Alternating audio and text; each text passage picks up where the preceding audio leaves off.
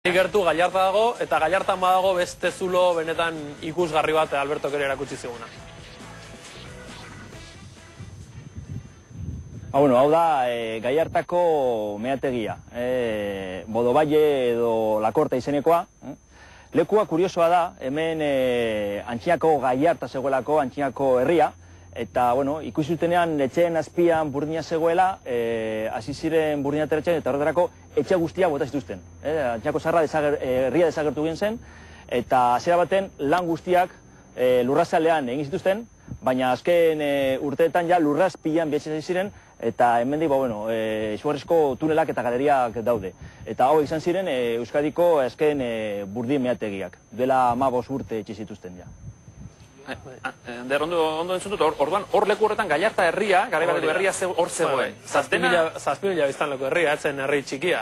Eta han, goiti bera bota zuten, azpian burdina zegoelako. Burdina bazuen bali, orduan. Bai, aberastasun iturri handia zen, ez? Eta, gero hortik etorri ziren labe garaiak, eta hor ikusten den zuloa, horrek dauzka, 200 metroko sakonera dauka, baina hortik bera ere, Albertok azaldu den bezala, burdina lurrazaleko agortu zenean, hasi ziren galeriak zulatzen, eta itxas dagoenetik behera, hori da, ikusten den zulo horretatik behera, hortik behera, galeriak iristen dira, itxas maila baino 200 metro berago.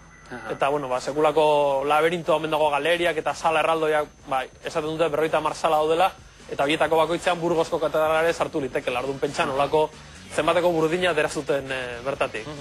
Burdinaren inguruan bukatzeko lako baduzu anekdota txiki bat, baina oso politia iruditu zaigu. Hemen daukagu burdina busketa bat gainera ugertutakoa, hartazu, bai. Jota erdoilduta dagoena, eta ze kontatzen dut? Kontatzen dute, bion artean bestela, bai. Astuna dago, esaten dute Aliron hitza, hola, poza adirazteko oiua, atletik kampeon, hori da. Hitz horren jatorria, mehatze eremu honen inguruan kokatzen dute, ez? Eta zergatik, hortik burdina ateratzeko egiten zutena zen lehergailua jarri, hori zartatu eta lehertu, eta jasotzen zituzten mineral blokeak eramaten zituzten laborategira, aztertzera. Mineral horiek baldin bazeukaten burdin kopuru altu bat, oso burdin purua o garbia baldin bazen, mehatzaria jasotzen zuten ordain bikoitza edo olako paga estra bat. Komeni, ez? Hori, beraik nahi zuten burdin ona izatea. Nola enteratzen ziren, nola jakiten zuten burdin ona zela? Ingeniero inglesek, azterketak egin eta gero, hori da, minerala hartu eta burdin kopuru handia zeukanean idazten zuten.